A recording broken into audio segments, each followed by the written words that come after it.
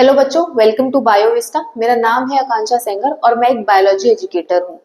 आज हम क्लास 11 का सेकंड चैप्टर जो कि है बायोलॉजिकल क्लासिफिकेशन वो शुरू करने जा रहे हैं। मेरा गोल ये है कि इस चैप्टर का मैं हर एक टॉपिक आपको डेप्थ में पढ़ाऊं ताकि आपको किसी भी कॉम्पिटिटिव एग्जाम में या फिर आप क्लास 11th या 12th में हैं तो आपको किसी भी तरह की प्रॉब्लम्स या कंफ्यूजन फेस ना करने पड़े। और आपका काम ये होना चाहिए कि हर एक टॉपिक को उतने ही कॉन्सेंट्रेशन के साथ पढ़ेंगे जैसे मैं पढ़ा रही हूँ। और प्लीज जो भी मैं डीपीपी अपनी अपलोड करूंगी टेलीग्राम पे उसको सॉल्व करेंगे और अपनी परफॉर्मेंस चेक करेंगे कि आपको कितना आ गया है। तो चलिए चैप्टर को शुरू करते हैं जो कि है बायोलॉजिकल क्लासिफिकेशन। बायोलॉजिकल का मतलब तो सबको पता है, वो ऑर्गेनिजम्स जो लिविंग है, बट क्लासिफिकेशन के मतलब में बहुत बच्चे कंफ्यूज हो जाते हैं। क्लासिफिकेशन को एक एग्जांपल के साथ समझते हैं। मान लीजिए मैंने आपको एक बास्केट दे दी और उसमें मैंने बहुत सारे स्पाइसेस, फ्रूट्स और वेजिटेबल्स पूरे मिक्स करके डाल दिए। अब मैंने आपको अलग अलग बास्केट दे दी कि एक बास्केट में आपको केवल स्पाइसेस रखने हैं, दूसरे में आपको वेजिटेबल्स रखने हैं और तीसरे में आपको फ्रूट्स रखने हैं। तो जो ये आपने अलग अलग ग्रुप्स बनाए हैं उन बकेट में, तो उनके कैरेक्टर्स को आपने या उनके टेस्ट को बोल सकते हैं आपने ऑब्जर्व करके उनको डिफरेंशिएट या डिस्टिंग्विश करना शुरू किया। ऐसे ही हमने क्लासिफिकेशन किया है उनके मॉर्फोलॉजिकल कैरेक्टर्स पे। फॉर एग्जांपल सेल वॉल, या फिर वो यूकैरियोटिक है या फिर वो प्रोकैरियोटिक है। इन सब सारे कैरेक्टर्स को जब भी हम डिस्टिंग्विश करते हैं बेटा तो इसी को बोलते हैं क्लासिफिकेशन। अब हम बात करते हैं क्लासिफिकेशन कितने टाइप्स का है, कब अप्रोच हुई, इसके ओवरव्यू के बारे में बात करते हैं। अगर हम ओवरव्यू के बारे में बात करें तो क्लासिफिकेशन बेसिकली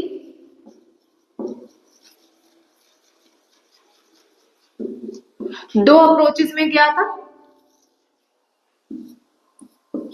एक हमारी थी नॉन साइंटिफिक और दूसरी थी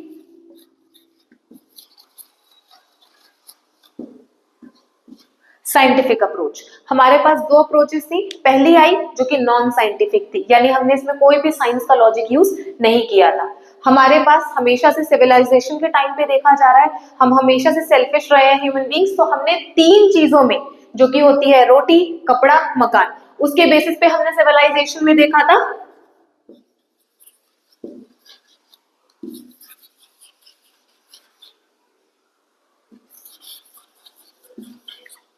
तीन बेसिस पे। पर जब हमारे पास साइंटिफिक अप्रोच आई, यानी हमारे पास जब ऐसे साइंटिस्ट आए जो वाकई में साइंस के कंसेप्ट यूज करके अपना क्लासिफिकेशन शुरू किया, तो पहले ऐसे इंसान थे या हम कह सकते हैं पहले ऐसे साइंटिस्ट थे जिनको फादर ऑफ बायोलॉजी भी बुलाया गया, जिनका नाम आप सभी जानते होंगे शायद, एरिस्टोटल। एरिस्टोटल ने अपना फर्स्ट क्लासिफिकेशन दिया था। एरिस्टोटल के अकॉर्डिंग उन्होंने प्लांट्स और एनिमल्स को उनके मॉर्फोलॉजिकल कैरेक्टर्स में डिवाइड किया था। अब ये मॉर्फोलॉजिकल कैरेक्टर्स क्या होते हैं बेटा? उनका बाहर से अपीयरेंस देख के आपने कैसे पहचाना या उनको बाहर से आपने कैसा ऑब्जर्व किया है, ये सब उसके ऊपर था। ठीक है, प्लांट्स को उन्होंने तीन कैटेगरीज में डिवाइड किया। जो सबसे छोटे थे उनको उन्होंने हर्ब्स बुलाना शुरू कर दिया, जो थोड़े उससे मिडिल टाइप के थे उसको उन्होंने क्या बुलाना कर दिया शुरू, शर्ब्स बुलाना शुरू कर दिया, और जो लास्ट वाले थे उनको उन्होंने ट्रीज बुलाना शुरू कर दिया। तो पहले वाला जो था वो था हमारा हर्ब्स, दूसरा था श्रब्स, और तीसरा हमारे पास जो हमने कैटेगरी ली थी ट्रीज। ये तो उन्होंने प्लांट्स को डिवाइड किया था। एनिमल्स को उन्होंने दो कैटेगरीज में डिवाइड किया, पहला जिनके पास रेड ब्लड था और दूसरा जिनके पास रेड ब्लड नहीं था।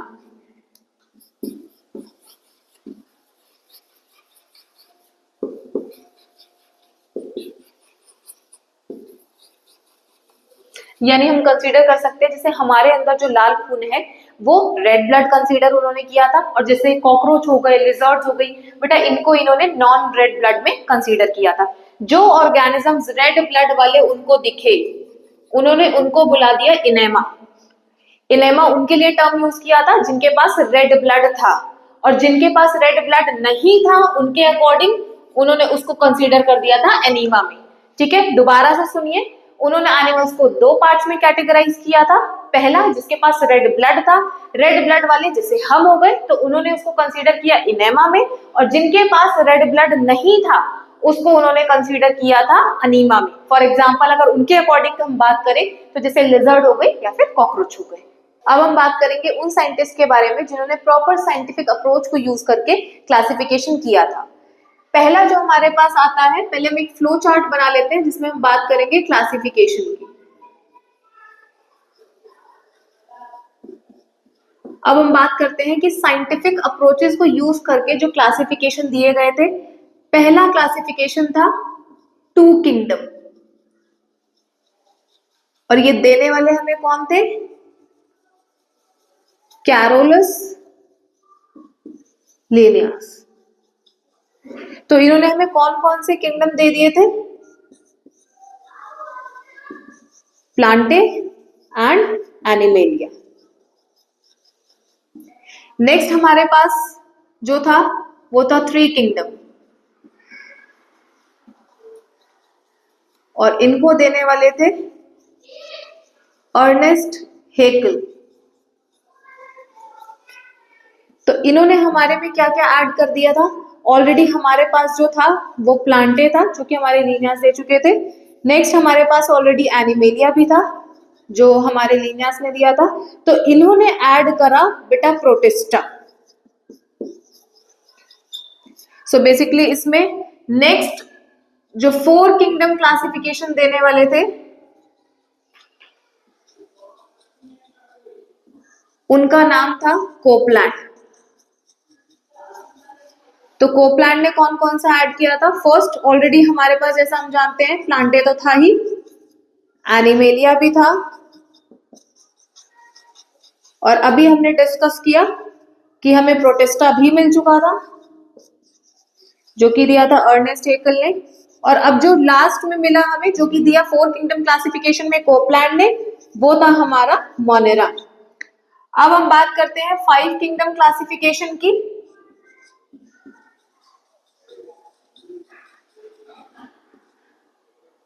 ये हमारा देने वाले थे R.H. विटेकर। R.H. विटेकर ने कौन कौन सा दिया? पहला हमारे पास, यहां से हम सारे वही कॉपी कर लेंगे, प्लांटे, एनिमेलिया, प्रोटिस्टा, मोनेरा, और जो R.H. विटेकर ने दिया था बेटा वो था फंगस। और केवल हमें 5 तक सीमित नहीं रहे, हमारे पास अलग से स्टार मार्क करके कर रही हूं 6 किंगडम क्लासिफिकेशन। इसको मैंने स्टार मार्क क्यों किया है? क्योंकि अभी तक सिर्फ हमें ये पता था कि हमारे पास 5 किंगडम क्लासिफिकेशन है, बट ये हमें बताता है कि 6 किंगडम में क्या ऐड हुआ था। तो ये 6 किंगडम जो देने वाले थे इनका नाम था कार्ल वूस। एक ब्रीफ इंट्रोडक्शन देती हूँ 6 किंगडम क्लासिफिकेशन का। कार्ल वूस ने क्या नया किया था बेटा? इन्होंने किंगडम से भी ऊपर जो होता है डोमेन, सो बेसिकली इन्होंने डोमेन बनाया था। तो हमारे पास ये 6 किंगडम क्लासिफिकेशन है। 2 किंगडम क्लासिफिकेशन जो कि देने वाले थे कैरोलस लिनियस। कौन कौन से किंगडम दिए? Plantae, animalia. फिर हम बात करेंगे 3 किंगडम जो कि हमारे देने वाले थे अर्नेस्ट हेकल। इन्होंने ऑलरेडी हमें कौन सा दे दिया? प्रोटिस्टा। हमारे पास प्लांटे, एनिमेलिया ऑलरेडी आ चुका था। 4 किंगडम क्लासिफिकेशन जो दिया कोपलैंड ने, ये सारे हमारे पास 3 ऑलरेडी थे, इन्होंने दिया मोनेरा। 5 किंगडम क्लासिफिकेशन जो कि दिया था R.H. विटेकर ने, और इसको भी स्टार मार्क कर लीजिए क्योंकि ये मोस्ट वाइडली एक्सेप्टेबल क्लासिफिकेशन था, क्योंकि बेटा ये पहली बार फाइलोजेनी लेकर आए थे, यानी इन्होंने एवोल्यूशन की बात की थी, यानी इन्होंने अपने पूर्वजों की बात की थी कि कहीं ना कहीं ये अपने पूर्वज से ही होकर आए हैं। R.H. विटेकर ने कौन सा नया दिया था? फंगस, क्योंकि ऑलरेडी हमारे पास इतने 4 आ चुके थे। अब अगर हम 6 की बात करें, क्योंकि ये कार्ल वूस ने दिया था, और ऐसा 6 किंगडम क्लासिफिकेशन में क्या स्पेशल था? तो ऐसा ये स्पेशल था कि इन्होंने डोमेन बनाया था जो किंगडम से भी ऊपर आता है। अब हम बात करते हैं 2 किंगडम क्लासिफिकेशन की डिटेल में। जब लिनियस ने 2 किंगडम क्लासिफिकेशन बनाया तो कुछ तो सोचकर ही बनाया होगा। तो पहले हम बात करेंगे कि उन्होंने क्या सोचा, यानी बेसिस, उन क्लासिफिकेशन का बेसिस क्या था। अगर हम बात करें तो उन्होंने कुछ एस्पेक्ट्स लिए थे। पहला लिया था लोकोमोशन, दूसरा उन्होंने लिया था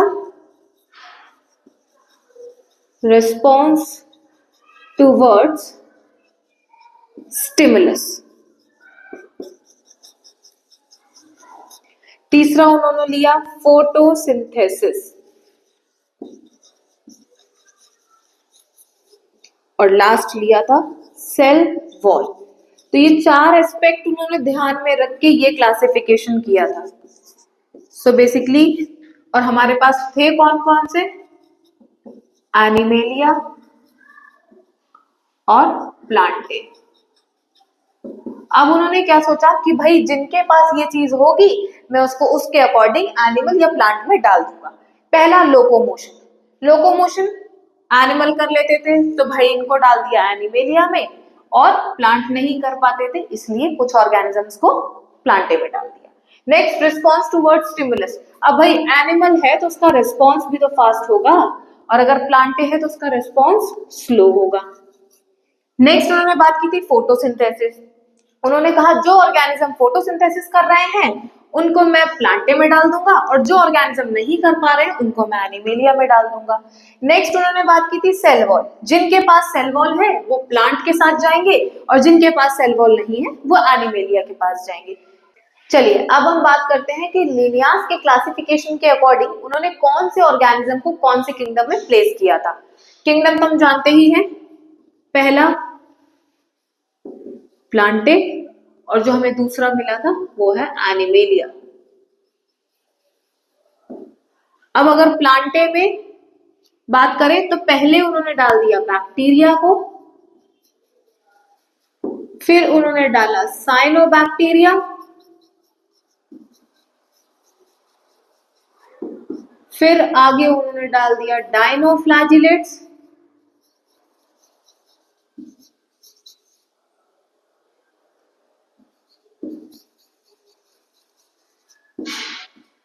नेक्स्ट उन्होंने डाला डायटम्स को,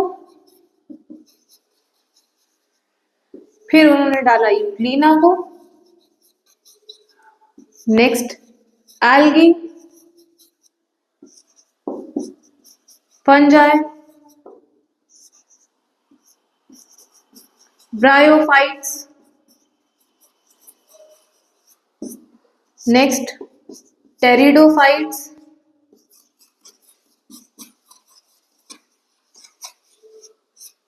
नेक्स्ट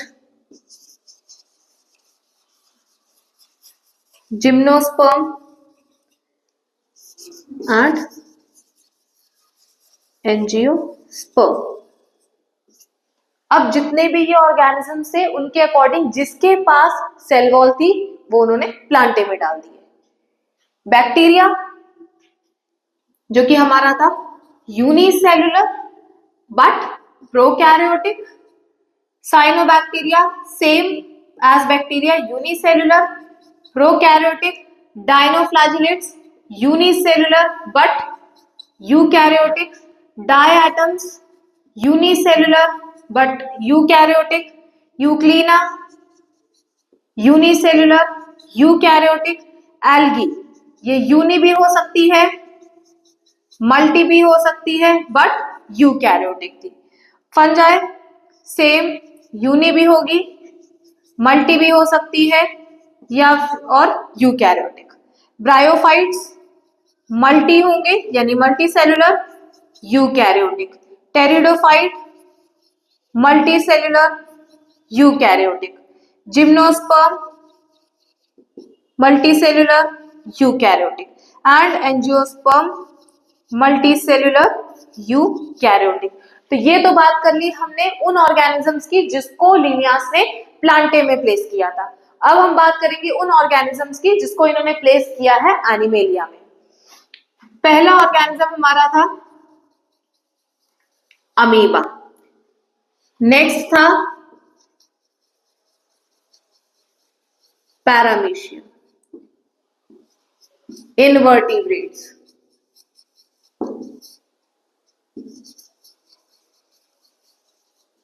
और लास्ट था हमारा वर्टिब्रेट्स। अब अमीबा क्या था? अमीबा हमारा था unicellular eukaryotic. Paramecium same as amoeba unicellular eukaryotic. Invertebrates कैसे थे? Multicellular eukaryotic. और हमारे वर्टिब्रेट्स भी कैसे थे? Multicellular eukaryotic. तो इसके डिसएडवांटेजेस क्या थे? डिसएडवांटेजेस से अभी हमने यहीं पे देख लिया कि यूनी और मल्टी को एक साथ प्लेस कर दिया, प्रोकैरियोटिक यूकैरियोटिक को एक साथ प्लेस कर दिया, और कुछ ऑर्गेनिजम्स ऐसे भी थे जो ना घर के थे ना घाट के, यानी ना तो वो एनिमल जैसे थे ना ही वो प्लांट जैसे थे। तो अगर हम डिसएडवांटेजेस की बात करें, डिसएडवांटेजेस में क्या होगा? Unicellular placed with multicellular.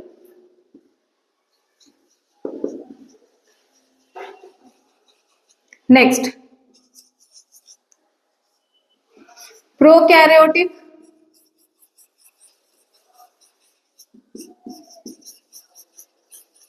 Placed with eukaryotic. यहीं पे एक चीज क्लियर कर दें, अगर आपको ना याद हो, यूनिसेल्युलर और मल्टीसेल्युलर। यूनिसेल्युलर वो ऑर्गेनिजम्स थे जो केवल एक ही सेल से अपनी सारी फंक्शनिंग कर लेते थे, उनको अलग अलग सेल की रिक्वायरमेंट नहीं थी अलग अलग फंक्शन के लिए। जबकि मल्टीसेल्युलर कौन थे? जो काफी सारी सेल्स के बने हुए होते थे और हर एक सेल अलग अलग फंक्शन परफॉर्म करती थी। नेक्स्ट, अगर प्रोकैरियोटिक एंड यूकैरियोटिक की बात करें, तो प्रोकैरियोटिक वो ऑर्गेनिजम्स थे जिनका न्यूक्लियस वेल डेवलप नहीं था, उनके पास मेम्ब्रेन बाउंड ऑर्गेनेलीज नहीं थी, न्यूक्लियर मेम्ब्रेन नहीं होती थी।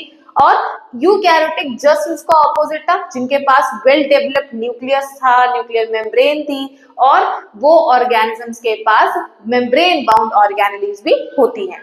नेक्स्ट, जो थर्ड पॉइंट हमारा है,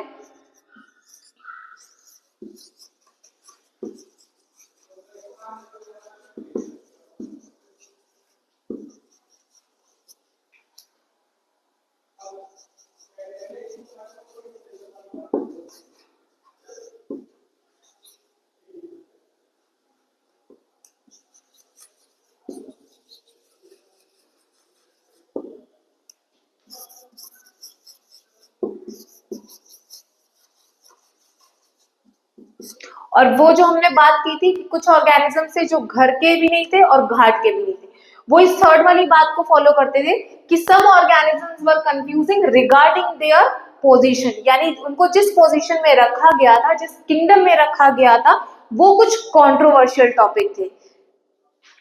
पहले हम बात करेंगे, एग्जाम्पल है हमारा थर्ड वाली स्टेटमेंट के लिए यूक्लिना। बेसिकली यूक्लिना को अगर हम देखें तो यूक्लिना फोटोसिंथेसिस तो करता है।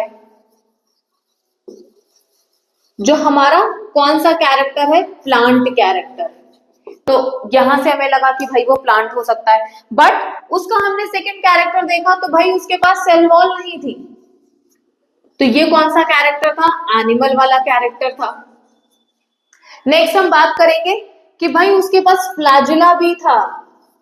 तो अगर फ्लैजुला था यानी वो लोकोमोशन कर सकता था, और अकॉर्डिंग टू लिनियास जो लोकोमोशन कर सकता था वो एनिमेलिया में जाता था। तो ये भी उसका कौन सा कैरेक्टर था? एनिमल। यानी हमें यहां से क्या पता चला कि ये थर्ड वाली बात को तो फॉलो कर रहा है। क्या? फोटोसिंथेसिस प्लांट करते हैं, मान लिया। सेल वॉल तो एब्सेंट होती है, यानी ये तो एनिमल का कैरेक्टर था। और लास्ट फ्लैजुला, अगर फ्लैजुला है सो दे कैन लोकोमोट, और अगर लोकोमोट कर रहे हैं तो लिनियास के अकॉर्डिंग वो तो एनिमल में जाना चाहिए था। Next example,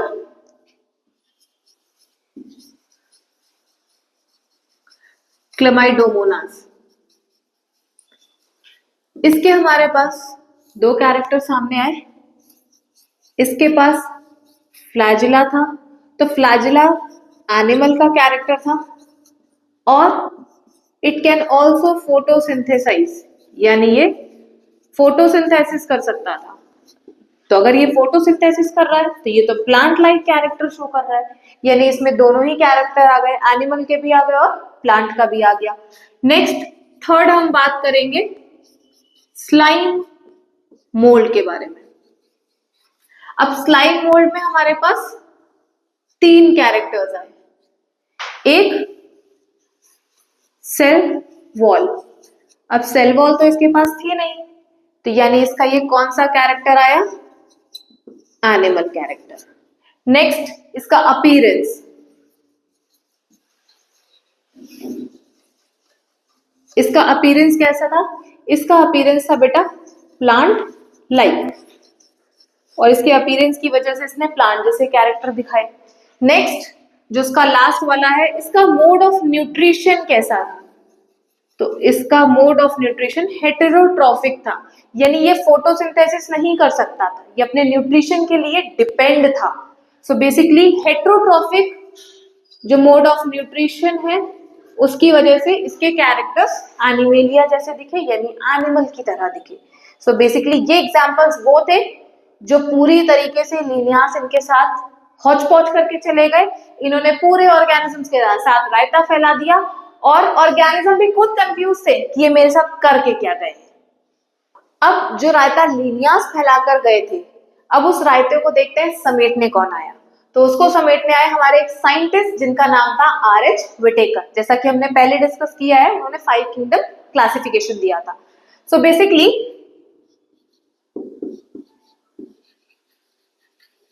RH. विटेकर ने भाई लिनियस का फैलाया हुआ रायता समेटा। तो उन्होंने क्या क्या बेसिस लिए होंगे, अब हम वो बात करते हैं। तो अगर हम इनके बेसिस की बात करेंगे, सो बेसिकली फर्स्ट बेस जो इनका था वो था इनका सेल स्ट्रक्चर, यानी इन्होंने सेल स्ट्रक्चर को देखा।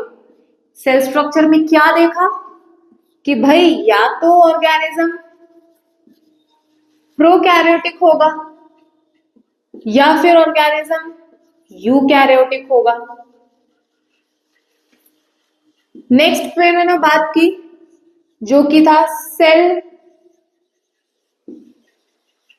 ऑर्गेनाइजेशन। सेल ऑर्गेनाइजेशन क्या कि या तो ऑर्गेनिज्म यूनिसेल्युलर होगा और या फिर ऑर्गेनिज्म मल्टीसेल्युलर होगा। तो हम यहां मेंशन कर लेते हैं यूनिसेल्युलर एंड मल्टीसेल्युलर। इवन ये यहीं तक नहीं रुके, इन्होंने मोड ऑफ रिप्रोडक्शन को भी देखा। तो थर्ड कैरेक्टर हमारा कौन सा होगा, मोड ऑफ रिप्रोडक्शन। अब इन्होंने मोड ऑफ रिप्रोडक्शन में क्या देखा कि ऑर्गेनिज्म एसेक्सुअल रिप्रोडक्शन कर रहे हैं या फिर सेक्सुअल मोड ऑफ रिप्रोडक्शन को फॉलो कर रहे हैं। उससे अगली बात इन्होंने क्या की, मोड ऑफ न्यूट्रिशन। यहीं तक ही नहीं रुके, उनके खाने तक की बात कर डाली। तो मोड ऑफ न्यूट्रिशन में क्या होगा, मोड ऑफ न्यूट्रिशन में है कि भाई या तो ऑर्गेनिज्म ऑटोट्रॉफिक है, अपना खाना खुद बना रहा है, फोटोसिंथेसिस वाला, और या फिर ऑर्गेनिज्म किसी पे डिपेंड है, यानी कि हेटेरोट्रॉफिक। अब ऐसा ही नहीं है कि ऑटोट्रॉफिक में अगर मैंने फोटोसिंथेसिस बोल दिया है तो केवल वही चलेगा, और भी चीजें हैं जो हम बैक्टीरियाज में पढ़ेंगे कि भाई कैसे कैसे वो ऑटोट्रॉफिक हो सकते हैं, केवल फोटोसिंथेटिक नहीं कीमोसिंथेटिक भी हो सकते हैं। चलिए आगे बात करते हैं। और उन्होंने क्या बात की, जो मेन एक्सेप्टेबल था, स्टार मार्क कर रही हूं उसको कि भाई ऐसा मेन क्या था कि जिसकी वजह से ये इतना ज्यादा एक्सेप्ट किया गया, क्योंकि ये पहली बार फाइलोजेनी लेकर आए थे। फाइलोजेनी क्या होता है, फाइलोजेनी होता है आपके इवोल्यूशनरी रिलेशनशिप्स, यानी कि आपके एंसेस्ट्रल कैरेक्टर्स क्या क्या थे।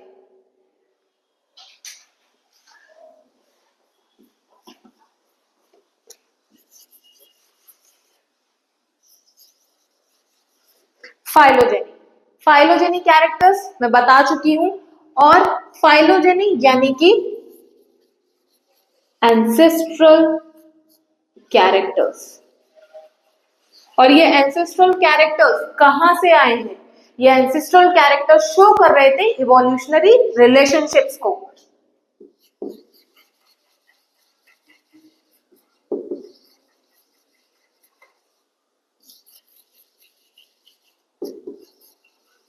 इवोल्यूशनरी रिलेशनशिप, सो बेसिकली इसीलिए, क्योंकि मैंने पहले बोला था कि ये मोस्ट वाइडली एक्सेप्टेड क्लासिफिकेशन है। क्यों?